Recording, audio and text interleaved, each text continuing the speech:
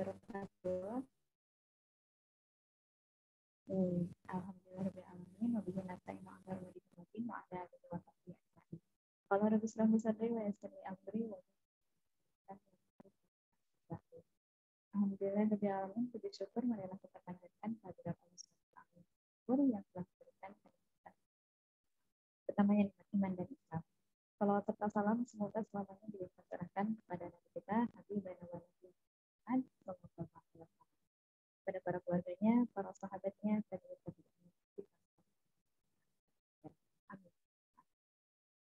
Alhamdulillah di malam hari ini bisa bertemu lagi bersama saya Mas dan saya juga senang sekali bertemu dengan teman-teman muslimah di kelas Indonesia yang hadir pada malam hari. Saya mau tanya kabar teman-teman yang sudah hadir hari ini. Boleh dibuka mic-nya, apa kabar semuanya? Alhamdulillah luar biasa. Masya Allah. Alhamdulillah sehat. Terima kasih juga untuk yang sudah di kolom komentar untuk refleksi Juleha. Alhamdulillah baik. Ya, alhamdulillah. Terima kasih. Hari ini kita bisa bertemu dalam keadaan sehat walafiat. Terima kasih banyak juga sudah hadir pada hari ini walaupun di jam yang sudah termasuk jam istirahat, tapi masya Allah luar biasa kita bisa berkumpul di sini untuk bersama-sama belajar di kelas Muslimah Indonesia. Nah, hari ini kita akan bertemu kembali dengan Ustazah Yuria Cleopatra yang pada kelas pertama kita sudah bertemu lagi. Pada saat itu kita membahas tentang life goals muslimah dan sekarang kita akan belajar tentang manajemen finansial keluarga muslim. Nah, kebetulan karena Ustazah Cleopatra ini merupakan konsultan manajemen keuangan keluarga, jadi pas banget kalau misalnya kita hari ini akan membahas tentang keuangan keluarga bersama Ustazah Cleopatra. Oke. Saya mau cek dulu nih, apakah suara saya terdengar? Jelas ya? Terdengar jelas. Jelas, alhamdulillah baik. Nah, informasi juga, karena hari ini merupakan hari terakhir atau kelas terakhir kelas Muslimah Indonesia setelah sebelumnya kita sudah melaksanakan 3 kelas dan hari ini merupakan kelas keempat yang merupakan kelas terakhir. Jadi sudah 1 bulan kita melaksanakan kelas Muslimah Indonesia bersama-sama belajar bagaimana menjadi muslimah yang baik dan bagaimana kita bisa meraih rumah tangga untuk menjadi sakinah mawaddah warahmah. Nah, saya mau tanya nih untuk teman-teman muslimah yang hadir hari ini, apakah ada yang sudah mengikuti dari awal dari kelas pertama atau yang ikut lebih dari 2 kelas nih? Boleh acungkan tangan atau langsung buka mic. Boleh Teh Linda Prasetya Ningrum. Saya mau nyapa dulu nih untuk Teh Linda. Assalamualaikum Teh. Waalaikumsalam. Waalaikumsalam. Apa kabar? Alhamdulillah baik. Alhamdulillah. Nah, Teteh kalau boleh tahu ikut kelas Muslimah Indonesia dari yang pertama kah atau udah lebih dari 2 kali? Lebih dari 2 kali ya. Lebih dari 2 kali, oke. Iya, cuma 1 kalau nggak salah. Oke, terlewatkan nggak apa-apa. Yang penting hari ini kita hadir ketemu lagi ya. Nah, Iya. Teteh aku mau tahu dong gimana perasaannya setelah ikut kelas Muslimah Indonesia yang diadakan oleh RBD ini? Alhamdulillah ya, maksudnya materi-materinya juga lumayan ya relate lah sama kehidupan sehari-hari gitu ya. Insya Allah jadi pembelajaran untuk pribadi juga. Cuma mungkin kedepannya waktunya agak diganti ya Teh. Iya, baik. Siap, wah ini masukan yang sangat luar biasa sekali. Baik. Ada lagi Teh? Udah itu aja. Baik, terima kasih Teteh. Mudah-mudahan hari ini kelas terakhir kita, mudah-mudahan juga bisa jadi insight buat kita ya, untuk bisa lebih baik lagi ke depannya. Oke, terima kasih Teh Linda. Selamat menikmati kelas hari ini. Nah, baik. Karena kita sudah di tengah-tengah acara dan Ustazah juga sudah hadir pada hari ini, kita langsung saja untuk masuk ke kajian utama. Tapi sebelum kita masuk ke kajian utama, mari kita bersama-sama mengawali kelas hari ini dengan ucapan basmalah bersama-sama. Bismillahirrahmanirrahim. Baik, untuk selanjutnya nanti kita akan ngobrol-ngobrol lagi untuk kedepannya dan supaya nggak terlalu malam ya, kita akan langsung menyapa Ustazah yang sudah hadir pada hari ini. Assalamualaikum Ustazah. Waalaikumsalam warahmatullahi wabarakatuh. Alhamdulillah. Apa kabar Ustazah? Baik, alhamdulillah. Alhamdulillah. Terima kasih Ustazah hari ini sudah hadir di kelas kedua ya. Kelas kedua bersama Ustazah Cleopatra. Waktu pertama kita juga ketemu lagi di Live Goals Muslimah Indonesia. Terima kasih banyak Ustazah. Sama-sama. Iya. Baik kalau gitu mungkin kita langsung aja ya untuk masuk ke materi inti untuk kajian hari ini. Silakan kepada Ustazah Cleopatra untuk langsung menyampaikan materinya. Silakan Ustazah. Sebentar ya, saya ini lagi pindah ke laptop dulu. Oh iya, Belum. boleh. Sebentar.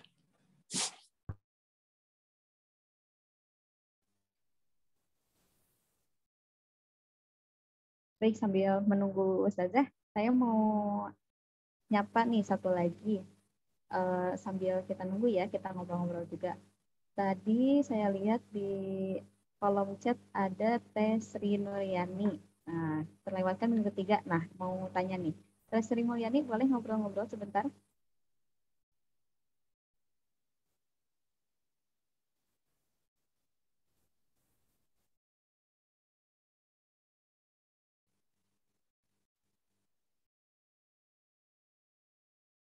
Oke, Teh Sri Nuryani. Assalamualaikum.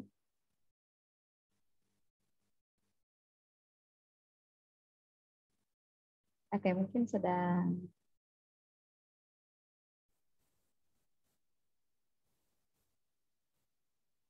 Oke, nggak apa-apa. Nah, sambil menunggu lagi, ada yang mau bercerita lagi nih tadi setelah Teh Linda bercerita tentang kelas bahasa Indonesia yang sudah diikuti, ada teman-teman lagi yang mau bercerita gimana perasaannya atau kesan-kesannya setelah mengikuti kelas bahasa Indonesia.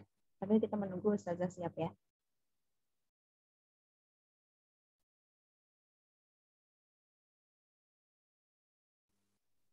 Boleh mengangkat tangan atau mau di kolom komentar diceritain boleh, nanti saya bacakan.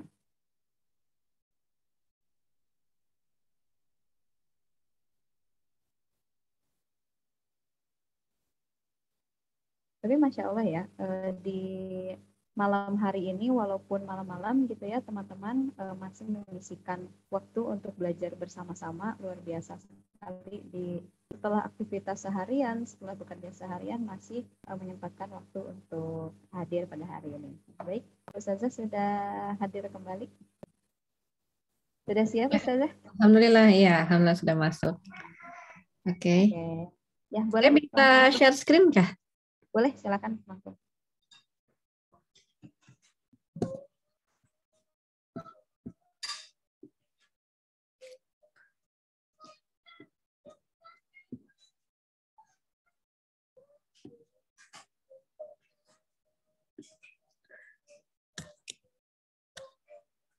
Oke, Assalamualaikum warahmatullahi wabarakatuh. Alhamdulillahirabbil alamin. Alhamdulillahilladzi arsala rasulahu bil huda wa dinil haq liyudhhirahu 'ala dini kullihi wa kafa billahi syahida. Asyhadu an la ilaha illallah wa la syarikalah wa asyhadu anna Muhammadan abduhu wa rasuluhu la nabiyya ba'dah. Allahumma shalli ala sayyidina Muhammad wa ala alihi wa sahbihi wasallim. Alhamdulillah, jazakumullah khairan katsiran. Atas kesempatannya pada malam hari ini ya, saya bisa bergabung kembali dengan teman-teman semua di RBC ini ya, Masya Allah. Semoga pertemuan kita di dalam majelis ini menjadi salah satu pertemuan yang senantiasa diridhoi oleh Allah Subhanahu wa taala, juga akan menjadi saksi ya betapa kita sudah berusaha untuk melaksanakan perintah dari Allah Subhanahu wa taala untuk bertalabul ilmi. Luar biasa sekali ya buat teman-teman yang sudah menyelesaikan sampai 4 kali pertemuan saat ini. Mudah-mudahan nanti ada door prize-nya gitu ya dari panitia ya. Karena tentunya tidak mudah ya bagi teman-teman apalagi yang ibu-ibu nih ya untuk bisa meluangkan waktu pada malam hari seperti ini dengan segala keseruan di dalam rumah tangganya dan di dalam keluarganya masing-masing ya. Jadi betul-betul suatu hal yang sangat perlu kita apresiasi. Kalau ternyata nggak ada door prize dari panitia, nanti boleh memberikan reward bagi masing-masing ya. Jadi besok boleh jalan-jalan, boleh jajan ya, karena sudah berhasil menyelesaikan 4 sesi pertemuan ini, Masya Allah ya. Oke. Insya Allah, insya Allah. Insya Allah Masya nanti Allah. infonya ditunggu aja di media sosialnya RBC. Oh, Masya Allah. Tabarakallah. Alhamdulillah ya. Oke, hari ini kita akan bincang-bincang tentang pengelolaan keuangan keluarga ya. Saya share screen-nya. Ya, jadi bicara tentang pengelolaan keuangan keluarga ini sebetulnya masih banyak ya keluarga-keluarga yang menganggap pembicaraan atau perbincangan tentang keuangan keluarga ini sebagai sesuatu hal yang tabu ya. Jadi kalau ngomongin uang itu kayaknya sungkan sekali gitu ya, kayaknya segan sekali. Padahal zaman sekarang ini sebetulnya kita sudah masuk ke dalam era keterbukaan ya. Tapi tetap nih kalau urusan keuangan itu biasanya masih saling sungkan. Apalagi kalau yang uangnya banyak ya, sungkan karena takut ketahuan sama orang pajak gitu.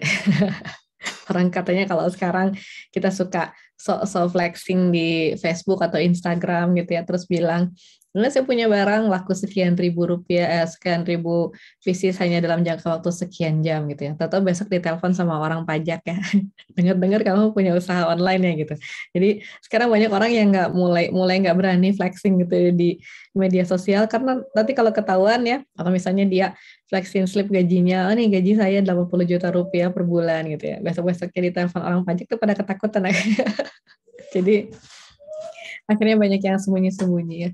Tapi bukan karena masalah pajak aja ya, tapi emang budaya di kita terutama itu masih sangat tertutup ya terkait dengan pengelolaan keuangan keluarga. Jangankan kepada orang lain, kadang-kadang suami saja ya, suami istri aja ini saling tertutup gitu, saling tidak mengetahui gimana sih sebetulnya kondisi keuangan masing-masing gitu. Jadi si istri enak aja minta gitu ya sama suaminya karena menganggap si suaminya itu selalu punya uang gitu ya. Sementara si suaminya curiga aja sama istrinya, udah dikasih uang kok uangnya habis-habis melulu kan gitu. Jadi saling tidak percaya ya, saling terputus komunikasinya terkait dengan keuangan. Ya, akhirnya timbullah rasa saling curiga gitu ya. Si istri curiga kenapa si suami kalau dimintain uang tuh susah, jangan-jangan ada yang lain di sana gitu. Si suami juga ini istri kok boros banget gitu ya, duitnya dipakai apa aja gitu, jangan-jangan dia selama ini mencuri uang saya. Ini kalau diobrol-obrolin kadang-kadang kayak yang masa sih ada sih gitu rumah tangga seperti itu, kok kayaknya lucu banget, kok kayaknya aneh banget gitu ya. Tapi kenyataannya di masyarakat ya, permasalahan rumah tangga yang dipicu oleh perekonomian itu luar biasa ya, jumlahnya banyak sekali. Jadi hampir sepertiga perceraian yang terjadi di Indonesia khususnya itu dimulainya tuh dari permasalahan perekonomian gitu ya. Bahkan istilahnya masalah yang lain itu bisa dipertahankan selama perekonomiannya itu masih baik. Konon gitu ya, nauzubillah min dzalik, walaupun enggak juga ya. Tapi banyak orang yang bilang istri misalnya ya tidak bermasalah kalau ada wanita lain asal setoran lancar gitu. Itu kalimat-kalimat seperti itu yang menunjukkan bahwa ya sepenting itu gitu kita berbicara tentang keuangan keluarga itu gitu ya. Sedemikian urgen ya, sedemikian mempengaruhinya ya keuangan keluarga itu untuk kita saling bisa berkomunikasi dengan baik, untuk kita bisa saling terbuka sehingga kita bisa meraih tujuan keluarga ini bersama-sama gitu. Jadi kalau misalnya kita mau mengibaratkan rumah tangga kita ini seperti sebuah perusahaan gitu ya, tentunya kita sebagai entitas dari perusahaan tersebut ingin supaya perusahaan kita itu maju kan gitu, ingin supaya kita itu maju bersama gitu. Dan salah satunya adalah kita saling terbuka dan kita saling memahami ya kondisi keuangan di perusahaan tersebut gitu. Jangan sampai tadi saling ada syakwa sangka, saling ada kecurigaan ya yang membuat akhirnya orang tuh nggak mau all out dalam bekerja gitu ya. Misalnya pegawainya tidak mau all out dalam bekerja karena merasa tidak dibayar dengan layak misalnya. Terus perusahaan juga tidak mau membayar dengan semestinya karena dia merasa buruhnya ini atau pegawainya ini tidak bekerja dengan seoptimal mungkin, kan seperti itu. Nah, ini sebetulnya masalah manajemen keuangan keluarga itu nantinya juga akan sangat berkaitan dengan keputusan-keputusan finansial yang akan dibuat ya di dalam keluarga itu. Jadi kayak misalnya kita mau beli rumah ya, kita mau beli mobil, atau kita mau menyekolahkan anak di mana ya, anak kita mau kuliah di mana, mau menikahkan anak dengan cara apa gitu kan, mau daftar haji kapan, mau pergi umroh kapan, mau jalan-jalan kemana gitu, itu semua adalah hal-hal yang membutuhkan pemahaman ya tentang kondisi keuangan keluarga secara utuh.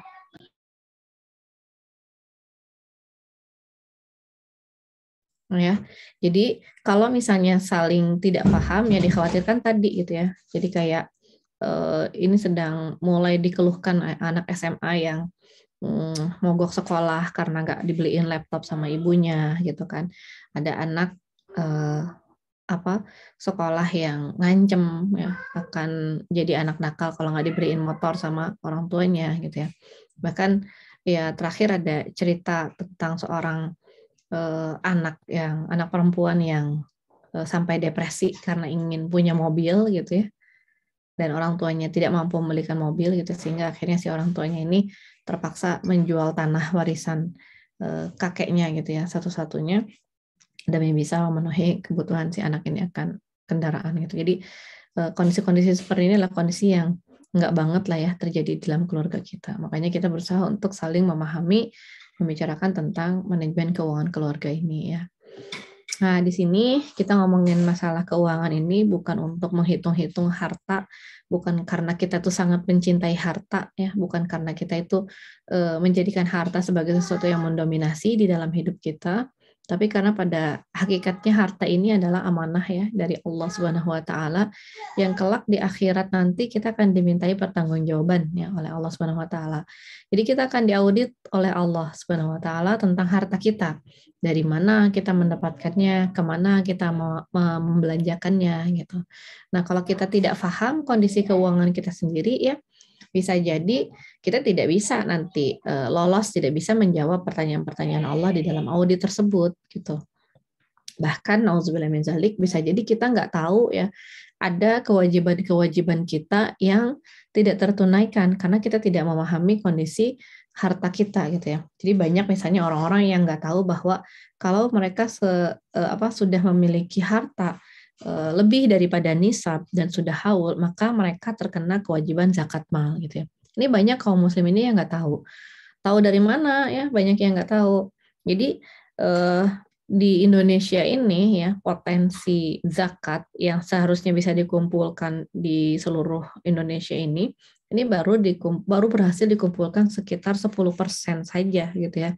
Jadi kalau misalnya kita lihat nih ya ada lembaga-lembaga zakat yang sudah cukup besar ya, lembaga-lembaga zakat infak sedekah yang cukup besar, mereka sudah bisa bikin rumah bersalin, mereka bisa bikin sekolah, mereka bisa bikin perusahaan-perusahaan ya, pelatihan-pelatihan kerja, terus juga bisa memberikan beasiswa, itu ternyata jumlahnya masih sekitar 10% aja gitu ya. Sementara 90% potensi zakat itu belum berhasil dikumpulkan ya dari kalangan kaum muslim gitu. Jadi kan kita bisa bayangkan ya seandainya 90% itu bisa kita kumpulkan semua zakatnya, insya Allah gitu ya rumah bersalin cuma-cuma ini bisa diduplikasi di banyak sekali tempat di Indonesia gitu ya, bisa 9 kali lipat ya kenaikannya dalam 1 tahun kan gitu. Apalagi kan kondisi perekonomian itu insya Allah selalu progresif ya, jadi jumlahnya akan bertambah. Tapi karena belum ya, itu tadi banyak yang nggak sadar, banyak yang emang nggak mau bayar,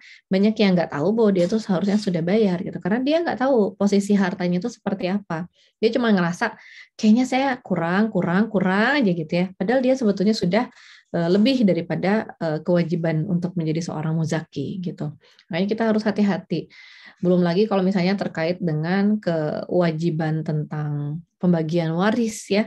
Jadi banyak sekali keluarga muslim ini yang tidak bisa membagikan waris secara proper karena tidak jelas pemisahan sebetulnya harta ini milik siapa gitu.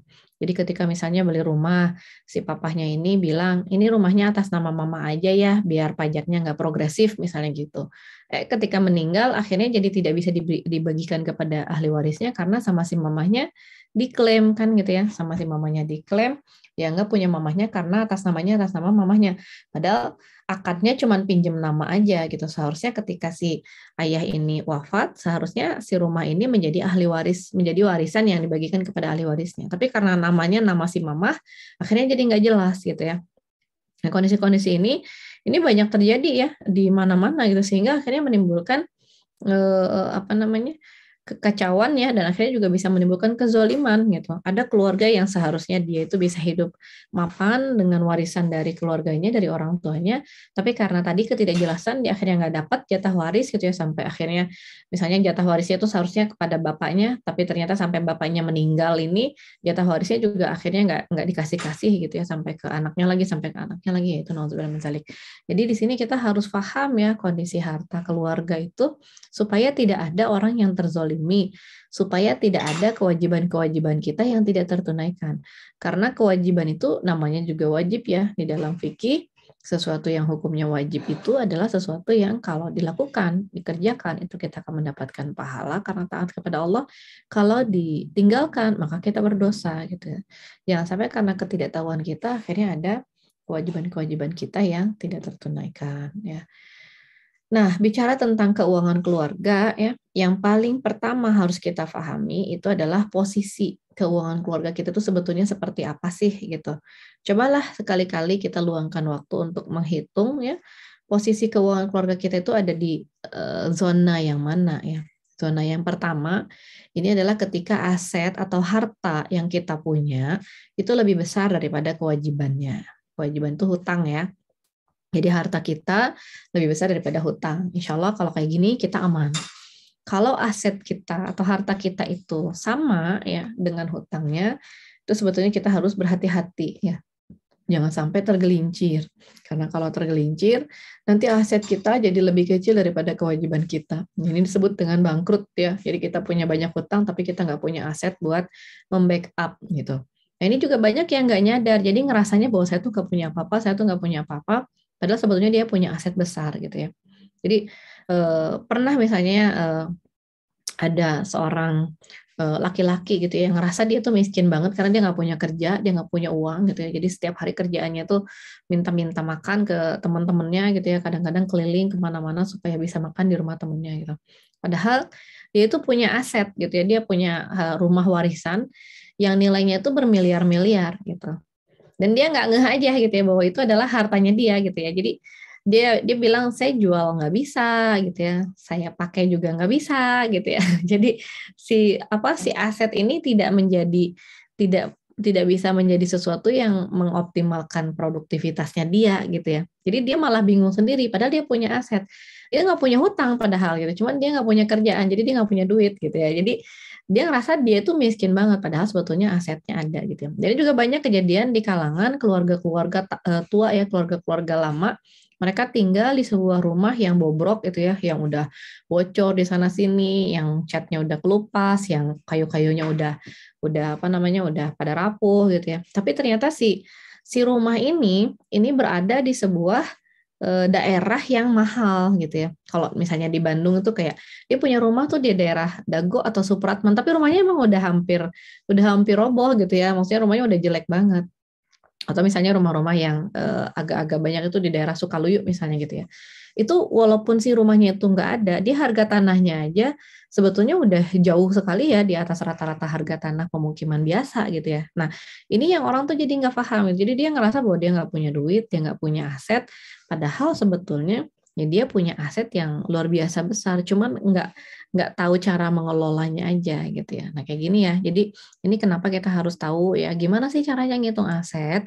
Caranya kita hitung dulu ya aset kita itu yang pertama dalam bentuk uang, kas atau setara kas ya. Jadi bisa uang yang ada di dompet, bisa uang yang ada di rekening, di tabungan gitu ya, bisa uang dalam bentuk deposito, bisa uang yang lagi dipakai sama teman kita gitu ya. Ini kas dan setara kas. Nah, kemudian harta kita yang lain itu dalam bentuk kendaraan gitu ya. Bisa motor, bisa mobil, bisa sepeda ya. Selama itu bisa dinominalkan, bisa diuangkan, maka itu bisa dihitung sebagai harta ya. Jadi kalau misalnya kita punya kendaraan, cara menghitungnya itu adalah dengan seolah-olah kita menjualnya saat ini. Jadi berapa harganya gitu ya, harga pasarnya saat ini berapa. Misalnya kita punya kendaraan motor gitu ya, yang kalau dijual laku 10 juta, ya udah berarti nilai kendaraan kita ini 10 juta rupiah. Properti atau rumah juga seperti tadi gitu ya. Berapa nilainya, berapa harganya kalau hari ini dijual gitu ya. Yang tadi walaupun dia nggak punya rumah, walaupun rumahnya udah jelek, udah hampir roboh, tapi kalau misalnya ternyata tanahnya masih mahal, ya dia harus hitung itu sebagai hartanya dia gitu ya. Atau misalnya dia punya warisan gedung yang terbengkalai gitu ya, itu juga adalah hartanya dia dan itu harus dia hitung gitu ya sebagai harta atau aktiva ya. Kemudian investasi-investasi lain kalau ada ya. Kalau ibu-ibu punya perhiasan misalnya ya emas, kalung, gelang, cincin nyampe 2 kilo misalnya ya. Ini termasuk investasi lain. Atau misalnya kalau ibu-ibu suka beli tas-tas tuh kayak artis-artis yang satunya harganya 500 juta atau 2 miliar, nah itu juga termasuk investasi lain gitu ya. Atau misalnya investasi lain ini bisa dalam bentuk reksadana atau ibu-ibu suka beli sukuk, obligasi gitu ya. Atau misalnya punya saham gitu atau punya bisnis itu termasuk investasi lain ya. Sementara kalau pasifa atau kewajiban ini kewajiban rumah tangga ya, jadi bukan kewajiban bisnis gitu. Kewajiban jangka panjang, kewajiban jangka menengah dan kewajiban jangka pendek. Kalau jangka pendek itu kurang dari 1 tahun ya. Misalnya teman-teman ikutan arisan dari Januari sampai Desember gitu ya. Ternyata arisannya udah menang nih bulan Juli kemarin. Berarti sisanya itu adalah kewajiban jangka pendek, hutang ya. Jadi kalau misalnya ada yang nanya, arisan itu hutang atau tabungan? Ya tergantung. Kalau misalnya dia belum menang, menangnya nanti itu bisa jadi tabungan. Tapi kalau dia sudah menang, ya tentunya itu akan menjadi kewajiban jangka pendek kita ya, hutang ya. Jadi di bawah 1 tahun itu termasuk hutang jangka pendek. Termasuk misalnya kalau kita mau nyicil panci ya di bawah 1 tahun gitu ya, nyicil karpet, nyicil furnitur, nyicil alat-alat elektronik, ya itu termasuk jangka pendek. Nah, kemudian kewajiban jangka menengah, ini biasanya sampai 5 tahunan, ini masih jangka menengah gitu ya. Biasanya kalau teman-teman ngambil kendaraan, ya cicilan kendaraan itu biasanya jangka waktunya jangka menengah gitu. Ada yang 2 tahun, 3 tahun, 4 tahun, atau 5 tahun itu masih masuk ke jangka menengah. Nah, kalau angsuran mobil, angsuran rumah ya, properti itu biasanya jangka panjang ya, di atas 10 tahun biasanya itu sudah termasuk jangka panjang gitu ya. Apalagi sekarang ada yang angsurin rumah itu sampai 10 tahun, 15 tahun, 20 tahun itu berarti jangkanya panjang banget gitu. Nah, ini nanti kita hitung berapa kewajiban-kewajiban yang tersisa ya. Nanti kita bandingkan dengan harta kita. Kalau lebih besar seperti tadi ya, berarti aset kita lebih besar daripada kewajiban, kita aman ya. Seperti itu ya cara membandingkannya ya. Nah, kemudian kita masuk ke bagian pendapatan keluarga ya. Jadi pendapatan keluarga ini secara umum ini adalah tanggung jawab dari seorang suami ya. Jadi suami ini wajib menafkahi keluarganya, wajib memenuhi seluruh kebutuhan keluarganya, mulai dari makan ya, kendaraan, rumah tinggal, kemudian pendidikan, kesehatan, ini semua adalah tanggung jawab dari seorang suami gitu. Nah, makanya sebetulnya tidak direkomendasikan gitu ya, atau tidak seharusnya seorang suami itu meminta istrinya untuk memenuhi kebutuhan keluarganya gitu. Jadi kalau misalnya ini kadang-kadang ada nih ya di keluarga-keluarga yang pembagiannya tuh pokoknya suaminya itu kerja gajinya cuman buat cicilan rumah sama cicilan mobil gitu ya. Sementara sisanya ya sekolah anak, makan sehari-hari itu ditanggung istri gitu ya. Ada keluarga-keluarga yang membagi pengelolaan keuangan keluarga itu seperti itu. Tapi pada hakikatnya yang kita pahami adalah bahwa nafkah itu adalah tanggung jawab suami. Jadi kewajibannya suami gitu ya. Kalau misalnya istri mau membantu itu boleh-boleh aja gitu. Tapi tidak boleh menjadi sebuah kewajiban gitu ya. Jangan sampai misalnya ya si suami ini jadi kayak memaksa. Soalnya ada yang istri itu yang bilang gini, saya harus taat kepada suaminya. Saya harus taat kepada suami saya menyuruh saya kerja gitu ya. Ya itu mah bukan taat gitu, karena dia menyuruh si istri ini untuk mengambil alih kewajiban dia kan gitu ya. Jadi kalau misalnya dia taat, berarti dia melakukan sesuatu yang membuat si suami tidak bisa menyelesaikan kewajibannya gitu ya.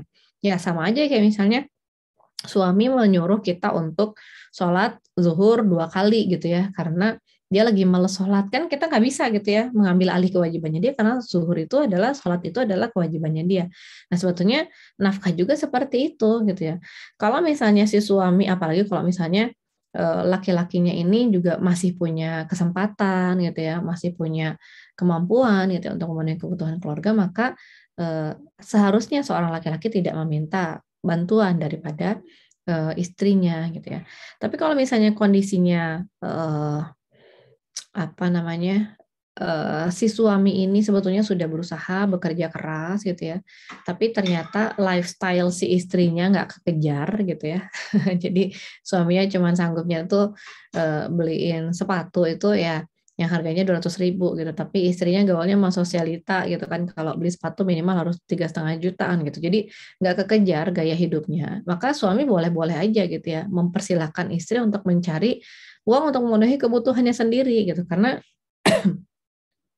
kewajiban suami itu adalah memenuhi kebutuhan istri sesuai dengan kemampuan suami gitu ya. Jadi kalau suami emang mampunya segitu dan istri masih ngerasa nggak cukup gitu ya karena dia punya kebutuhan di atas kemampuan suaminya, maka boleh-boleh aja istri itu mencari pendapatan sendiri gitu ya. Tapi tentunya dengan tidak tidak menghilangkan kewajiban-kewajiban yang utama gitu. Jadi kalau mau itu sifatnya boleh aja gitu ya. Istri ingin bisnis boleh, istri ingin kerja boleh, tapi sifatnya mubah ya boleh. Dan di dalam prioritas amal yang namanya mubah itu tidak boleh mendahului yang sunnah gitu. Yang sunnah itu tidak boleh mendahului yang wajib. Jadi jangan sampai yang mubah mendahului yang wajib. Demi bekerja si istri jadi tidak melaksanakan kewajibannya kepada suaminya, tidak melaksanakan kewajibannya kepada anak-anaknya. Nah ini yang tidak diperbolehkan gitu ya. Jadi kalau misalnya istri, apalagi misalnya istrinya punya peluang, punya relasi, punya modal, punya kesempatan gitu ya, dia punya peluang untuk memanfaatkan potensi-potensi pendapatan seperti ini, silahkan gitu ya dioptimalkan saja gitu. Nanti uangnya buat apa ya kalau dia tidak diperintahkan untuk memberi nafkah, dia bisa menggunakan uangnya untuk kebutuhan-kebutuhan sosial, dia bisa menggunakan uangnya untuk menolong orang lain, memberi kepada keluarganya ya, melakukan charity segala macam. Yang jelas pendapatan siapapun ya, mau anaknya, mau istrinya, mau suaminya, itu harus halal ya. Jangan sampai ada pendapatan yang haram yang masuk ke dalam darah dan daging anggota keluarganya gitu ya. Karena setiap tetes ya barang haram yang masuk ke dalam tubuh kita itu akan menyebabkan doa kita tidak diampuni, tidak dikabulkan oleh Allah Subhanahu wa taala. Jadi sayang banget ya kita udah bangun, kita udah sholat malam hari gitu ya, kita qiyamul lail, kita berdoa kepada Allah, tapi kemudian doa kita tidak dikabulkan karena kita makan makanan yang haram ya, nauzubillah min dzalik ya. Nah, kemudian bagian kedua yang kita perlu pahami juga tentang keuangan keluarga ini adalah bagian tabungan ya. Jadi menabung ini ada beberapa jenis ya. Yang paling utama adalah menabung cadangan keuangan ya. Menabung cadangan keuangan ini gunanya adalah untuk berjaga-jaga kalau terjadi sesuatu yang tidak diharapkan oleh anggota keluarga gitu. Jadi tidak diharapkan terjadi musibah misalnya ya yang menimpa penanggung nafkah utama gitu ya. Jadi diharapkan kalau kita punya tabungan selama 6 bulan pengeluaran, mudah-mudahan itu bisa recovery gitu ya. Jadi waktu 6 bulan ini dianggap cukup wajar atau cukup layak untuk cari pekerjaan baru atau untuk mulai bisnis baru gitu ya. Misalnya suami tiba-tiba di PHK, suami tiba-tiba sakit atau meninggal dunia, diharapkan selama 6 bulan ini kita punya dana cadangan. Makanya dana yang diprioritaskan atau disediakan untuk cadangan itu adalah sebesar 6 bulan pengeluaran. Jadi kalau kita punya pengeluaran 1 bulannya 5 juta rupiah ya, berarti kita harus punya cadangan tabungan itu paling tidak 30 juta rupiah gitu ya. Itu buat cadangannya aja. Tabungan haji itu nanti beda lagi gitu ya. Tabungan walimah misalnya itu juga beda lagi. Tabungan-tabungan yang lain yang jelas peruntukannya itu juga berbeda-beda. Jadi yang yang 6 bulan pengeluaran ini adalah cadangan yang sebaiknya tidak diganggu gitu ya, yang mudah dicairkan, mudah diambil kalau kita memerlukannya ya. Tapi tidak sangat mudah juga untuk dicairkan ya. Jadi jangan sampai si dana ini saking mudahnya dicairkan jadi habis-habis terus kan gitu ya. Harus dijaga sedemikian rupa supaya agak-agak susah mencairkannya tapi bisa gitu ya. Kayak misalnya kita bisa menabung dalam bentuk deposito gitu ya. Itu lebih mudah gitu ya untuk menjaga ya uang kita dibandingkan dengan rekening biasa. Soalnya kalau rekening biasa kan kita bisa cantolin di marketplace gitu ya. Nanti tahu-tahu habis buat belanja paket-paket segala macam kan gitu. Tapi kalau di deposito ya kalaupun misalnya kita mau cairin kita harus ada urusan administrasi dulu gitu ya, harus ngomong dulu atau harus jalanin aplikasi dulu gitu. Atau kalau misalnya ibu-ibu mau nabung dalam bentuk emas ya, perhiasan misalnya itu juga bisa ya. Dan perhiasan ini cukup mudah untuk dicairkan. Jadi kalau misalnya kita butuh dana hari ini, kita langsung pergi aja ke toko emas atau ke Pegadaian, insya Allah dananya langsung cair gitu ya. Tapi emang nggak segampang dana di rekening tadi gitu ya. Kalau di rekening mah kan tinggal pakai jempol langsung cair. Kalau emas itu ya kita harus pergi dulu ke toko emasnya, harus nawar-nawar dulu gitu ya. Sehingga ada effort sedikit yang membuat kita juga akhirnya nggak segampang itu buat ngeluarinnya, tapi juga nggak susah gitu ya. Itu dana tabungan ya. Dan menabung itu usahakan kita lakukan sebelum belanja gitu ya, sebelum melakukan pengeluaran-pengeluaran yang lain. Karena kalau sudah terlanjur mengeluarkan pengeluaran gitu ya, nanti nggak akan ada sisanya gitu. Jadi kalau misalnya kita menabung itu nunggu ada sisanya dulu, itu mau punya penghasilan berapapun tuh biasanya nggak ada sisanya gitu ya. Makanya kan mungkin teman-teman ingat gitu ya dulu waktu pertama kali punya gaji ya, terus ngerasa gajinya belum besar, terus kepikiran, nanti kalau gaji saya naik, saya mau nabung kan gitu. Karena kalau saya gajinya naik, insya Allah nanti saya bisa punya tabungan sekian. Kenyataannya gajinya naik, ya tabungannya juga nggak ada gitu ya. Karena tadi nunggu akhir bulan atau nunggu sampai ada sisanya dulu. Makanya kalau nabung itu, kita langsung keluarkan di depan ya. Anggap uang hilang gitu. Jadi misalnya kita punya penghasilan 5 juta, udah langsung keluarin misalnya 500 ribunya gitu ya. Anggap aja gaji kita itu cuma 4,5 jutanya, yang 500 ribunya itu langsung kita masukkan ke rekening gitu ya. Langsung kita masukkan ke rekening tabungan atau kita langsung masukin ke deposito atau langsung kita beliin emas kalau mau gitu ya. Nggak apa-apa sedikit gitu ya. Ada yang bilang kalau misalnya beli emas sedikit-sedikit itu nanti harganya lebih mahal. Emang iya gitu. Kalau beli emas lebih kecil gramasinya harganya lebih mahal. Tapi lumayan dibandingin kalau kita nggak nabung sama sekali gitu ya. Jadi kalau misalnya kita beli emas 500 ribu, pas dijual kita cuma laku 450 ribu, rugi gitu ya. Ya masih rada lumayan, kita punya 450 ribu.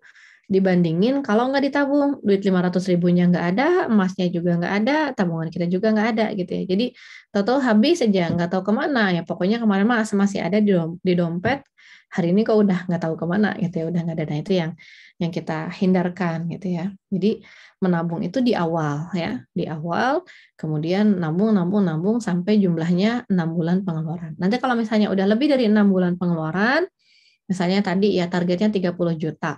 Alhamdulillah nih yang 30 juta sudah tercapai. Nah sisanya ini bisa kita pakai buat tabungan-tabungan yang lain. Bisa juga kita mulai lakukan investasi gitu ya. Jadi investasi itu nunggu uangnya dingin dulu ya. Nah, yang terakhir nih ya, yang akan kita bahas ini adalah tentang pembelanjaan dan konsumsi ya. Jadi tentang pengeluaran ya. Kita paham bahwa yang namanya pengeluaran itu macam-macam kan. Ada yang penting banget atau kebutuhan primer, ada yang enggak terlalu penting tapi kita senang gitu ya, dan kayaknya akan lebih memudahkan kehidupan kita. Itu adalah kebutuhan sekunder, dan ada juga kebutuhan pelengkap gitu ya. Kebutuhan pelengkap ini akan menambah kebaikan dan kesejahteraan dalam kehidupan manusia. Ada juga yang bukan kebutuhan ya, namanya keinginan gitu. Jadi kalau keinginan itu sesuatu yang emang nggak ngaruh kemana-mana sih, sebetulnya cuman pengen aja gitu ya. Jadi kayak misalnya kita ingin makan es krim gitu ya. es krim itu kebutuhan primer, sekunder, atau pelengkap gitu ya. Tergantung konteksnya gitu ya. Kalau misalnya anak kita lagi sakit, nggak mau masuk makanan apapun juga kecuali es krim, bisa jadi itu jadi kebutuhan primernya dia gitu. Daripada dia nggak makan sama sekali, ya udah kasih aja es krim. Memang kenapa gitu? Yang penting ada makanan masuk dulu gitu kan. Ada gula, ada susu yang bisa masuk yaitu dari es krim. Kalau misalnya ternyata si es krim ini untuk suguhan misalnya ya suguhan tamu ini jadi kebutuhan sekunder gitu ya. Kalau misalnya untuk mengakrabkan keluarga misalnya ya biar anak-anak kita happy, berprestasi, mereka dikasih hadiah, mungkin ini jadi kebutuhan pelengkap gitu ya. Jadi suasana itu jadi indah, jadi baik dan menyenangkan gitu. Tapi kalau misalnya cuman iseng aja beli es krim gitu, es krimnya habis, kitanya juga lupa gitu ya, nggak ingat tadi habis makan es krim juga, itu berarti itu udah masuknya ke keinginan, nggak ngaruh kemana-mana. Nah masalahnya banyak di antara kita itu yang nggak bisa membedakan mana sih sebetulnya kebutuhan dan mana yang cuman keinginan aja gitu ya. Sehingga tanpa disadari kebanyakan harta kita itu justru hilangnya itu di keinginan gitu ya, bukan untuk memenuhi kebutuhan gitu.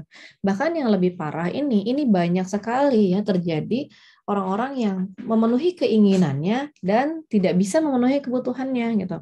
Jadi kayak misalnya bapak-bapak yang lebih mementingkan rokok dibandingkan dengan memberikan nutrisi kepada anak-anaknya. Ini banyak gitu ya, enggak satu dua gitu ya. Atau ibu-ibu yang maksa-maksain beli gamis baru, beli kerudung baru biar bisa seragaman sama temennya gitu ya, sampai menghemat-hemat uang sekolah anaknya dan segala macam. Jadi ini kondisi-kondisi yang dimana kita tuh nggak bisa membedakan mana keinginan dan mana kebutuhan ya. Walaupun secara teori kita tahu gitu ya, tapi ternyata ini sulit sekali gitu ya, sulit sekali untuk bisa dikendalikan gitu. Nah, prinsip-prinsip pengeluaran ini ya tentunya yang pertama kita harus hemat dan ekonomis ya. Ekonomis itu apa? Artinya kita itu dengan fungsi yang sama, dengan rasa yang sama gitu ya, kita akan memperoleh nilai yang sama gitu ya. Kalau misalnya ada dua barang yang harganya berbeda tapi fungsinya sama, bentuknya juga mirip gitu ya. Terus feel-nya juga hampir sama gitu ya. Tentunya kita berhemat dengan memilih yang lebih murah gitu kan ya. Jadi hemat dan ekonomis gitu. Kalau misalnya ada yang harganya lebih murah, misalnya kita beli baju gitu ya, antara yang branded harganya misalnya kaos harganya 3,5 juta dengan kaos biasa aja yang harganya 250.000 misalnya ya, masih kemahalan ya. Misalnya harganya 150.000 gitu ya, bentuknya sama, mirip, modelnya juga nggak jauh beda ya, kaos gitu-gitu aja gitu ya. Dipakainya juga sama-sama adem, cuman kalau yang 3,5 juta ada tulisan brandnya gitu ya, misalnya brandnya ABC gitu ya. Jadi kalau kemana-mana tuh kelihatan sama semua orang ada tulisannya ABC kan gitu. Nah cuman kayak gitu doang, maka sebaiknya kita bisa memilih yang hemat dan ekonomis ini. Tapi kalau misalnya nggak sebanding, misalnya kalau yang satu beli yang demi penghematan, beli sendal harganya murah gitu ya, daripada beli yang mahal. Ternyata pas dibeli yang harganya murah itu sebulan putus gitu ya. Sementara kalau yang harganya lebih bagus, lebih mahal, kualitasnya lebih bagus ya, sampai 1 tahun masih awet, 2 tahun juga awet, 3 tahun juga awet. Bahkan saya punya sendal karena jarang dipakai juga, kayaknya udah hampir 10 tahun itu nggak ganti-ganti gitu ya.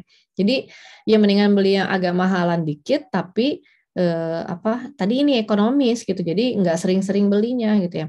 Yang satu harganya cuma 10.000, tapi setiap bulan ganti, jadi 1 tahun habisnya 120.000 gitu ya. Sementara yang satu harganya 70.000 gitu kan. Kelihatannya 7 kali lipat lebih mahal, tapi dia lebih ekonomis karena 3 tahun nggak ganti-ganti gitu. Jadi ini hemat dan ekonomis. Kemudian seimbang ya antara pendapatan dan pengeluaran yang bermanfaat. Jadi usahakan gaya hidup itu juga tidak terlalu jauh berbeda dengan kemampuan pendapatannya gitu ya. Jangan sampai ada orang punya pendapatan misalnya bisa sampai miliaran gitu ya, tapi gaya hidupnya tuh terlalu ngirit misalnya pakaiannya itu kumal gitu ya, belel, sobek-sobek gitu ya. Apa kalau ibu-ibu tuh hobi banget pakai daster yang udah bolong-bolong gitu ya, yang semeriwing kan gitu.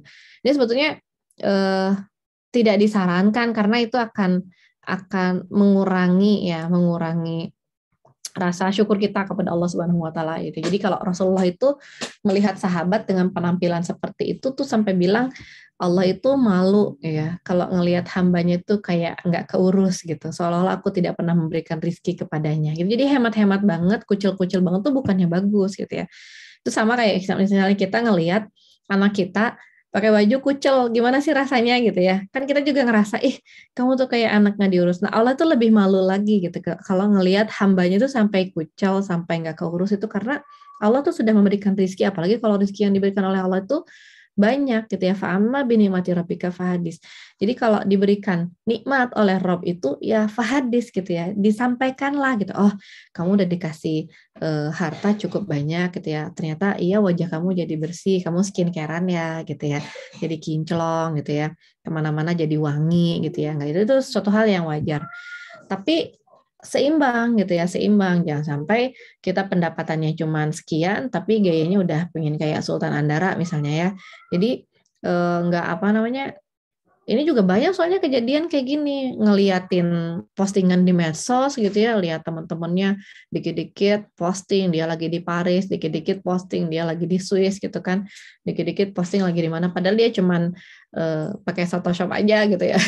Jadi orang-orang ngelihat kayaknya keren banget, kesana kesana terus minta sama suaminya gitu ya, maksa-maksa gitu ya suaminya untuk bisa ngajak jalan-jalan ke luar negeri gitu, padahal ya pendapatannya belum. Akhirnya pakai jalan pintas kan gitu ya, pinjemlah gitu ya, pinjemlah ke ke pinjol ya, pinjaman online, pinjamnya dikit bunganya gede gitu ya, akhirnya ya itulah terlilit, diancam gitu kan, akan disebarkan hutangnya kepada seluruh kenalan bla bla bla bla gitu. Jadi karena kita nggak bisa menyeimbangkan antara pendapatan dan pengeluaran yang bermanfaat. Jadi kita harus hati-hati ya, karena sekarang yang terlilit pinjol itu banyak banget gitu ya, dan terutama di kalangan orang-orang muda justru gitu. Jadi mereka yang nggak tahan dengan lifestyle-nya, bayangin aja mereka ingin ngopi gitu ya di tempat yang sekali keluar sekali ngopi dengan croissantnya itu harganya 250.000 gitu ya, padahal gajinya di bawah UMR, akhirnya ya gitu ya, pinjol, kelilit, repot aja gitu. Nah ini ya bersikap pertengahan ya dalam pembelanjaan. Jadi jangan terlalu pelit, juga jangan terlalu royal ya. Dan jangan lupa ada kewajiban menafkahi orang tua yang membutuhkan ya. Jadi ini ada catatannya, orang tua yang dinafkahi itulah yang membutuhkan. Jadi kalau orang tuanya tidak membutuhkan, tidak wajib kita nafkahi gitu ya. Jadi kita itu wajib memenuhi kebutuhan orang tua, bukan keinginan orang tua gitu ya. Kayak misalnya ada tuh yang konsul, ini suami saya tuh penghasilannya pas-pasan gitu ya, buat kita tahun ini sih ada tuh mau masuk sekolah, tapi sih orang tuanya tuh ingin dibayarin haji plus gitu ya, pengen dibayarin haji plus dari anak-anaknya gitu ya, supaya anak-anak kita udunan pada beliin haji plus. Kalau sekarang zamannya bukan haji plus lagi ya, haji furoda gitu ya. Nah ini bukan kebutuhan orang tuanya, karena pada hakikatnya naik haji itu adalah kewajiban individu gitu ya. Jadi bukan kewajiban untuk membebani orang lain gitu. Jadi kalau misalnya si orang tua ini tidak mampu naik haji, sebetulnya dia nggak wajib naik haji gitu. Tapi kalau misalnya masih wajar, misalnya ya orang tuanya ingin dibeliin seat haji yang harganya 25 juta rupiah, tapi nunggu sampai belasan tahun, ya itu masih wajar, masih bisa kita usahakan, oke lah gitu ya. Tapi kalau misalnya gaji kita sehari-hari aja cuma segini gitu ya, terus tiba-tiba ujuk-ujuk minta haji furoda 300 juta gitu kan, duit dari mana gitu. Nah, ini juga kita harus bisa berkomunikasi ya dengan orang tua kita gitu ya, bahwa kita tidak wajib menafkahi keinginan orang tua gitu ya. Misalnya orang tuanya lifestyle-nya tinggi karena mantan pejabat gitu kan, sementara si anaknya fresh graduate yang penghasilannya juga belum seberapa gitu. Akhirnya jadi pengen dinafkahi tapi standarnya standar orang tuanya juga nggak bisa gitu ya. Termasuk juga ketika si anak ini misalnya ya harus membantu orang tuanya ketika dia masuk rumah sakit gitu ya. Kalau misalnya si anak ini kemampuannya masukin rumah sakitnya di kelas 2, ya orang tuanya jangan minta yang VIP gitu. Jadi sama juga ya, orang tua juga harus sama-sama paham lah ya kondisi anaknya itu seperti apa kan gitu. Terus jangan boros ya, jangan boros dan jangan bermewah-mewahan. Bedanya apa sih boros sama mewah-mewahan? Banyak orang itu yang tidak pernah bermewah-mewahan, tapi hidupnya teh boros gitu ya. Kalau masak nasi kebanyakan gitu kan, harusnya habis ini jadi nyisa kan, jadi basi nasinya. Itu termasuk boros, padahal dia tidak bermewah-mewahan gitu ya. Atau ibu-ibu misalnya ya, ingin diet nggak mau makan, akhirnya sakit, masuk ke rumah sakit, bayar mahal gitu. Itu nggak bermewah-mewahan, tapi boros. Ya gimana bermewah-mewahan, orang lapar gitu ya, orang lapar menderita, udah gitu masih boros juga gitu ya. Nah, ini termasuk sesuatu yang sangat dilarang ya oleh Allah Subhanahu Wa Taala ya, membelanjakan harta secara boros. Kalau mewah itu pasti boros gitu ya. Jadi kalau bermewah-mewahan itu adalah kita membeli suatu barang yang harganya jauh di atas kewajaran gitu ya. Misalnya kita sebenarnya bisa nyaman-nyaman aja pakai tas yang harganya 150.000 gitu ya. Tapi karena tadi demi sosialisasi kita akhirnya beli tas yang harganya 30 juta misalnya ya. Demi kehidupan sosial, pencitraan, kita memaksakan diri gitu ya. Padahal kita nggak mampu. Itu hidup bermewah-mewahan. Dan ini banyak ya yang yang akhirnya melakukan hal-hal yang zolim ya, jadi buka just tip, banyak yang order, ternyata barangnya nggak ada gitu ya, fiktif. Buka travel umroh, orang-orang udah pada bayar, ternyata nggak diberangkatkan kan gitu. Buka kanal-kanal investasi, bilangnya akan menguntungkan, ternyata rugi. Padahal dianya udah hidup tuh kayak apa gitu ya, bermewah-mewahan, punya rumah kayak gini, punya kolam renang segala macam, tapi itu hasil dari menzalimi orang lain ya, nauzubillah min dzalik. Itulah sangat-sangat terlarang ya dalam Islam. Yang terakhir ini tentang pengeluaran adalah tentang pembagian pos-pos keuangan. Jadi yang paling simpel itu kita bagi aja menjadi beberapa bagian besar seperti ini ya. Kita bagi menjadi zakat, sedekah itu dari 2 sampai 10% ya. Kalau misalnya kita belum wajib mengeluarkan zakat, ya, pos ini bisa kita minimalkan gitu ya, karena kita belum nyampe nisab misalnya, ya udah berarti penghasilan kita di bawah nisab, ya cuman sedekah aja lah 2% sebulan gitu ya. Kemudian tabungannya ini yang tadi kita keluarkan di awal ya 10 sampai 15%. Hutang dan cicilan ya ini maksimal 30%. Jadi jangan maksain diri untuk ngambil cicilan lebih besar daripada 30% gaji gitu ya. Karena ini banyak ya orang yang sampai minta nih sama bendaharanya supaya slip gajinya nilainya dinaikin dulu gitu ya, supaya dia bisa ngutang. Ini cicilan saya segini, kalau gajinya segini nggak masuk gitu ya. Akhirnya minta digedein gitu ya cicilan nominal, padahal sebenarnya enggak. Ini akan sangat merepotkan buat dia nanti gitu ya. Ini akhirnya banyak menyebabkan hutang-hutang cicilan tidak terbayar, akhirnya disita gitu ya, mobil disita sama dealer, rumah disita sama bank, karena dia nggak sanggup bayar gitu, karena tidak realistis cicilan di atas 30% itu. Jadi bukan buat nyusah-nyusahin kita, tapi buat mengamankan posisi finansial kita ya. Kebutuhan rutin itu untuk misalnya transport ya, kuota, kemudian untuk listrik, air ya. Ini adalah kebutuhan rutin 10-20%.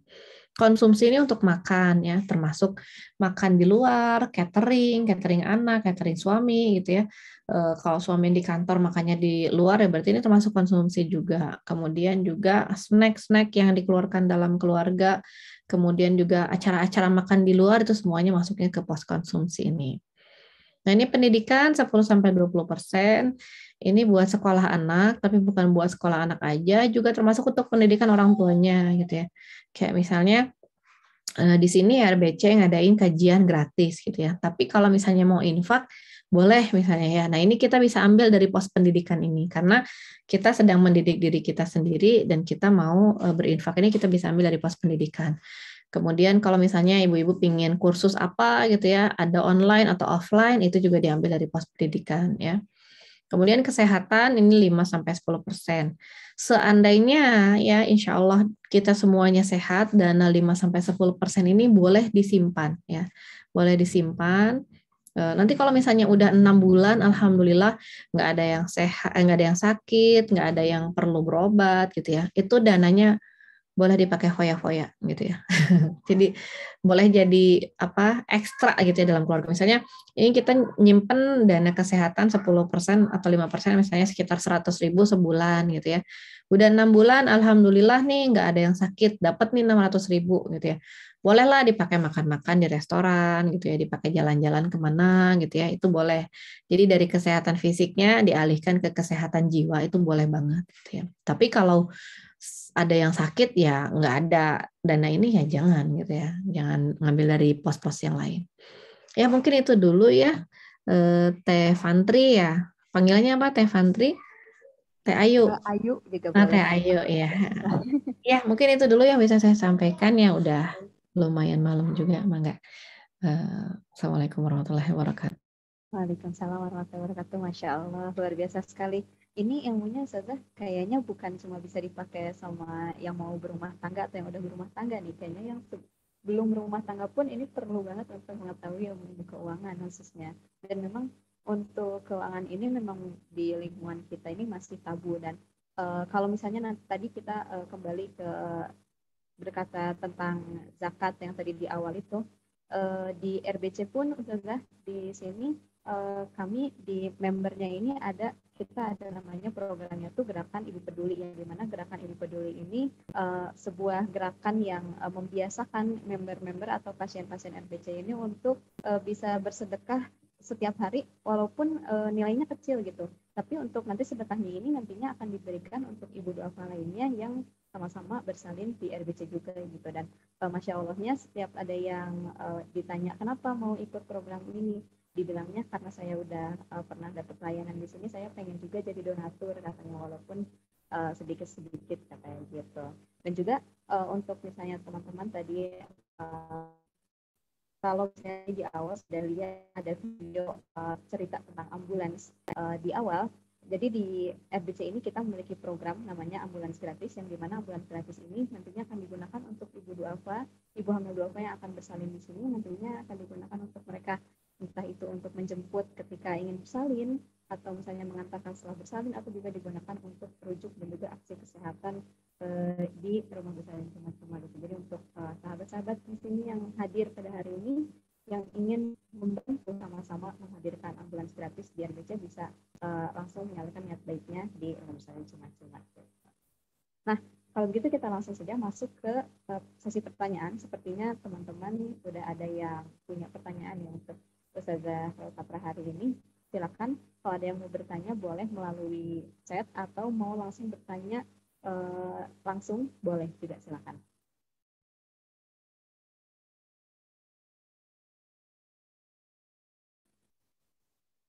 Ada yang mau bertanya boleh raise hand atau boleh langsung dibuka mic-nya.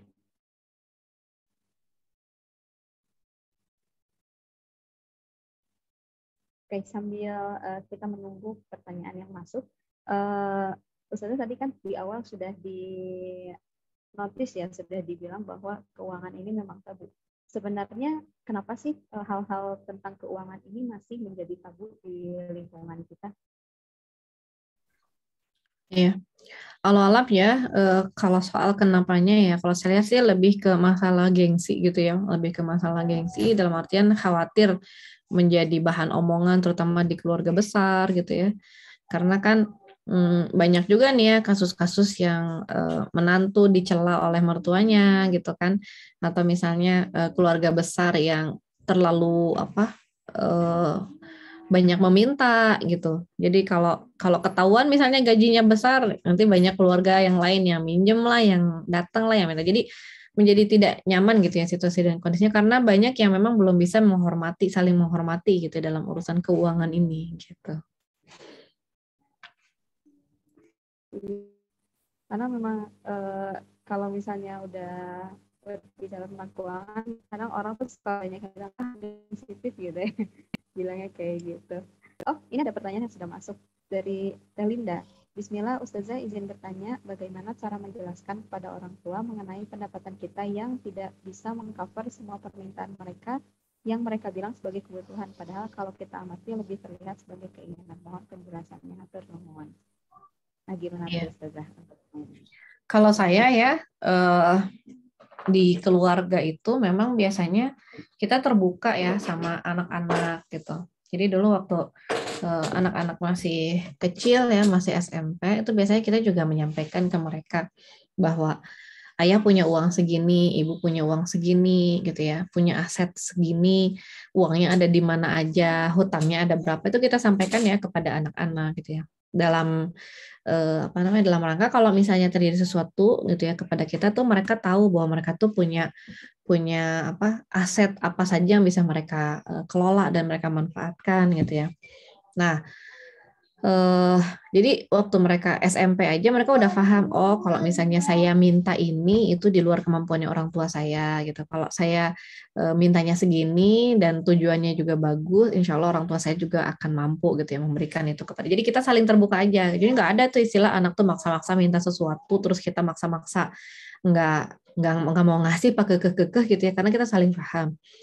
Nah, ketika kondisinya sudah bekerja gitu ya, anak-anak kita juga udah kerja gitu ya, itu biasanya kita juga akan minta laporan dari anak kita gitu ya, kamu punya penghasilan berapa, dengan kondisi seperti itu hidup kamu tuh seperti apa gitu ya, supaya kita juga bisa memantau. Kalau misalnya emang waktunya kamu nabung, ya nabung. Kalau misalnya waktunya kamu beli aset, kita akan kasih saran, kamu kayaknya udah bisa nih beli aset ini, mendingan kamu beli aja gitu ya. Kadang-kadang misalnya saya saranin, udah kamu beli emas aja gitu ya, atau udah kamu ambil apa aja gitu ya, kalau misalnya mau nyicil rumah itu bagusnya gimana. Jadi kita emang sering diskusi gitu ya, sehingga kita saling tahu lah kondisi keuangannya masing-masing gitu. Nah kalau misalnya komunikasi yang terjadi ini belum enak gitu ya, maka sebetulnya PR-nya itu adalah di memperbaiki komunikasi dulu gitu. Jadi kalau komunikasinya udah bagus, mah istilahnya kita mau ngomong apa aja, termasuk ngomong masalah duit, itu juga nggak akan ribet gitu. Tapi kalau emang komunikasinya nggak bagus ya, kita mau ngomong uang itu pasti sungkan gitu ya, dan pasti bawaannya tuh saling curiga tadi gitu ya. Kita baru ngomong sebetulnya gaji saya segini, orang tuh udah langsung bilang apa sih kamu nggak mau ngasih, ya udah gitu kan gitu. Jadi belum apa-apa tuh udah bawaannya nyolot aja gitu. Jadi emang kita PR-nya itu memperbaiki komunikasi dulu supaya kita tuh bisa saling paham tanpa semua itu harus dibreng-brengkan gitu ya. Jadi kalau orang komunikasinya udah bagus kan biasanya baru dari gestur aja kita udah ngerti gitu ya, apa sih yang terjadi dengan orang tua kita, apa sih yang terjadi dengan anak kita gitu. Jadi itu PR-nya kita perbaiki dulu aja komunikasinya, nggak usah buru-buru mau ngomongin masalah uang gitu ya. Kalau misalnya mereka emang masih punya keinginan-keinginan yang kita nggak sanggup, ya kita bilang aja bahwa kita belum punya dananya, tapi kita minta didoain. Ya Mama, insya Allah doain ya Mama, mudah-mudahan sebentar lagi ada rizkinya supaya saya bisa beliin itu, beliin ini. Jadi bukan dengan bilang, Mama itu tuh nggak penting banget sih, buat apa sih Mama? Ya, nggak kayak gitu sih kalau sama orang tua ngomongnya gitu. Jadi lebih ke doain ya Ma, mudah-mudahan rizkinya ada. Doain ya Ma, mudah-mudahan rizkinya barokah gitu ya. Ya kayak gitulah insya Allah. Baik, jadi memang harus ada langkah dulu untuk membuka komunikasi ya Ustazah, supaya komunikasi ke depannya bisa lebih lancar lagi.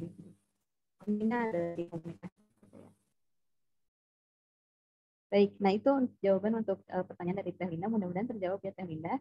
Nah, kemudian ada pertanyaan lagi dari Teh Dini Ramayani. Teh, apakah perlu kita ngasih tahu nominal tabungan kita ke suami, tabungan itu di saat single, karena khawatirnya suami berpikir ada uang tenang di istri. Jadi khawatirnya suami jadi berkurang tanggung jawabnya, apakah perlu ya Teh diberitahu? Itu gimana Ustazah? Ya. Nah, untuk harta istri yang dimiliki ketika masih single, itu murni milik istri. Jadi nggak boleh diklaim, nggak boleh diminta, nggak boleh diapa-apain sama suami. Gitu ya. Tapi kalau mau dikasih tahu ya kasih tahu juga nggak apa-apa. Nah, masalahnya tadi balik lagi ke komunikasi gitu ya. Akses sesudah dikasih tahu itu seperti apa. Kalau misalnya kita ngerasa ya, kalau saya ngasih tahu suami nanti akan berkurang tanggung jawabnya. Sebetulnya kita yang paham, emang iya gitu dia bakal berkurang tanggung jawabnya gitu. Apakah dia memang setidak paham itu, atau misalnya dia memang belum mapan, atau misalnya dia memang belum punya pekerjaan yang bisa menopang kebutuhan keluarga, atau emang semangatnya nggak ada. Nah, itu kita yang paham. Jadi kita nanti tahu kapan waktunya kita memberikan informasi. Sebetulnya tadi ya, masalah transparansi ini kan masalah saling percaya ya di antara suami dan istri gitu. Kalau misalnya emang kitanya belum bisa percaya dulu sama suami, ya berarti si kepercayaannya itu dulu yang kita kembangkan, yang kita bangun gitu ya. Jadi kalau misalnya kita udah percaya, baru kita termasuk percaya kepada dia ketika kita menyampaikan uang kita gitu. Ya, sampai misalnya kita bisa percaya kalau kita ngomong uang kita ada segini, suami itu akan senang dan bilang, oh ya udah kalau gitu papa tambahin gitu kan. Jadi itu yang kita harapkan kan gitu. Ya. Baik, nah itu dia jawabannya untuk Teh ini tadi, mudah-mudahan terjawab ya. Jadi memang inti dari mengatur keuangan ini yang pertama banget itu komunikasi ya, Ustazah. Mau masalahnya apapun, kalau untuk keterbukaan pasti komunikasi. Ya. Mudah-mudahan terjawab ya Teh. Selanjutnya Ustazah ada pertanyaan dari Teh Fauzia Nurjannah. Bismillah, izin bertanya Ustazah, bagaimana cara atau tips mengatur keuangan bagi yang waktu gajian dan nominal gajinya berbeda-beda setiap bulan? Terima kasih. Nah, untuk yang penghasilannya tidak tetap ya, jadi kadang-kadang banyak banget gitu ya. Biasanya kita menyarankan untuk menghitung budget bulanan pengeluaran gitu. Jadi coba dikira-kira ya selama 3 bulan terakhir pengeluaran bulanannya itu rata-rata berapa gitu. Nanti kita akan mengambil dana ya dari rekening pendapatan itu sebesar kebutuhan kita setiap bulan. Jadi kita nggak nyesuaiin pengeluaran dengan penghasilan setiap bulan, tapi si penghasilan itu kita simpan dulu ke dalam satu rekening tampungan khusus gitu ya. Nanti baru kita ngambil setiap bulan itu sesuai dengan yang tadi sudah kita hitung. Jadi seolah-olah kita menggaji bulanan gitu ya, diri kita sendiri dengan harga yang sama, dengan nilai yang sama. Ya, misalnya setiap bulan saya butuh 3 juta rupiah gitu ya. Kalau misalnya bulan Januari ada dana masuk 5 juta gitu ya, bulan Februari ada 3 juta, bulan Maret cuma 1 juta misalnya, nanti bulan April ada 10 juta. Nah, itu semua masuk ke dalam rekening tampungan aja. Nanti kita keluarin tiap bulan 3 juta, 3 juta, 3 juta, 3 juta gitu. Kurang lebih seperti itu sih ya. Ya baik, itu dia jawabannya untuk Teh Fauziah Nurjannah. Mudah-mudahan terjawab pertanyaannya. Oke, selanjutnya ada pertanyaan terakhir Ustazah dari Teh Nazifah. Assalamualaikum warahmatullahi wabarakatuh. Sebelumnya terima kasih untuk pemaparannya. Izin bertanya Ustazah, perihal manajemen keuangan khususnya bagi yang sudah berumah tangga tentunya menjadi prioritas. Pertanyaannya, bagaimana cara mengontrol keuangan agar sesuai dengan plot kebutuhan? Terkadang masih tengah bulan keuangannya sudah loss. Bagaimana ya Ustazah caranya agar kita bisa memanage keuangan yang baik, padahal ketika dihitung keuangan tidak terlalu keluar banyak, tapi kenapa pengeluarannya begitu besar? Terima kasih. Ya, ini biasanya penyakitnya emak-emak ya, itu kalau bikin anggaran suka tidak realistis gitu. Jadi kalau bikin anggaran tuh kayaknya diempet-empet banget gitu. Padahal kenyataannya ya tadi gitu ya, terbukti tidak pernah berhasil gitu. Makanya kalau saya menyarankan untuk kita membuat anggaran itu pakai pengeluaran yang real 3 bulan terakhir gitu. Jadi jangan misalnya, pokoknya saya kayaknya cukup nih hidup hanya dengan 5.000 rupiah per hari gitu ya. Beras kayaknya cukup lah, cuman setengah kilo aja gitu ya sehari, deh cuman berdua sama suami misalnya. Terus makannya sama kangkung sama tempe cukuplah 5.000. Jadi buat 1 bulan 150.000 rupiah gitu ya uang makan misalnya gitu. Kenyataannya kan pagi-pagi ada yang minta ini, ada yang minta itu, sore-sore ada tukang bakso lewat gitu ya. Jadi itu nggak realistis. Hitung aja dulu yang realistisnya itu seperti apa ya. Sekarang bulan Agustus misalnya ya, udah akhir bulan Agustus, kita hitung lagi gitu ya. Disesuaikan dengan pos-pos yang tadi saya bilang ini ya. Sebenarnya bulan ini kita keluar duit buat zakat infak sedekah berapa sih gitu ya. Buat tabungan berapa sih? Kita bayar hutang sama cicilan berapa? Kita bayar kebutuhan rutin itu berapa gitu ya. Nanti kita perhatikan ini benar nggak rentangnya itu seperti ini gitu ya. Nah, ternyata kebutuhan rutin kita ini bayar kuota mahal banget nih sampai 30% misalnya gitu ya. Oh, ternyata ini bayar SPP anak aja udah lebih dari 50%. Nah, ini nanti kita akan rekonstruksi gitu ya, pengelolaan keuangan kita supaya balik lagi ke sini gitu ya, supaya balik lagi ke pengaturan yang standar gitu. Kenapa biaya pendidikan bisa lebih dari 50%? Karena ternyata misalnya ya, kita tuh penghasilannya masih kecil tapi maksain nyekolahin anak di tempat yang biayanya besar gitu. Nah, ini yang akhirnya menjadi permasalahan, ngelos lagi karena memang nggak realistis gitu.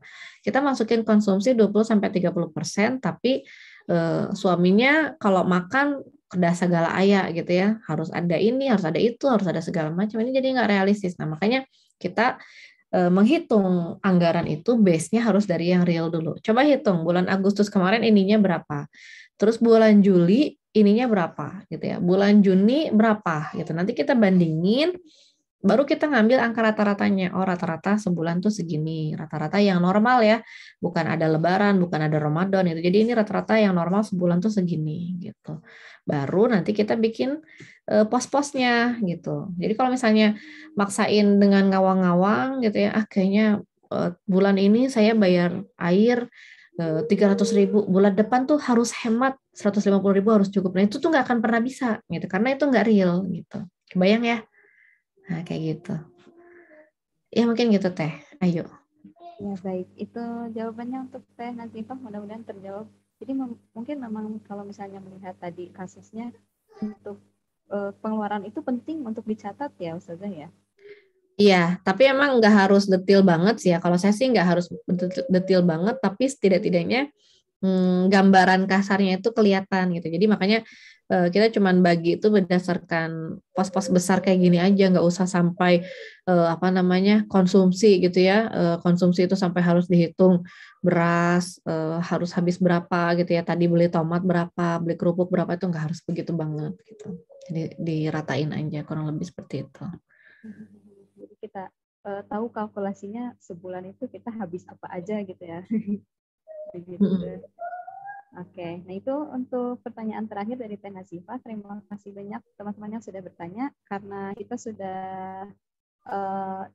jam 9 ya, sudah berada di penghujung acara, sudah hampir 1 jam.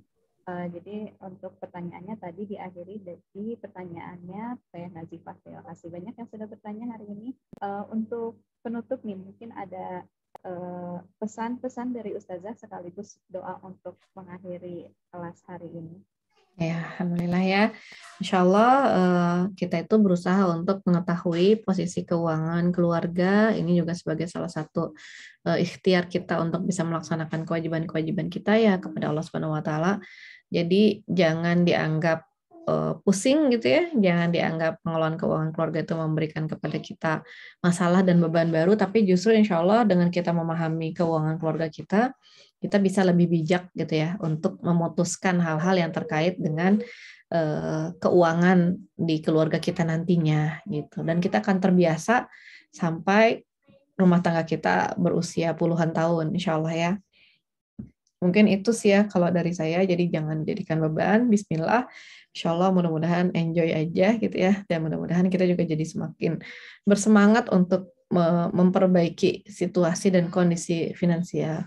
Terus kemudian juga terutama buat yang baru-baru menikah ya, sebelum kita ngomongin finansial ya dengan suami atau dengan yang lainnya gitu ya, kita juga perbaiki dulu pola-pola komunikasinya gitu ya, supaya kita terbiasa untuk bisa berbicara, mengutarakan pendapat, kemudian juga saling memberikan saran, nasihat, motivasi gitu ya dengan enak gitu ya. Baru nanti kita ngomong ke masalah-masalah yang detail termasuk ke masalah keuangan keluarga ini. Jadi sabar aja insya Allah ya.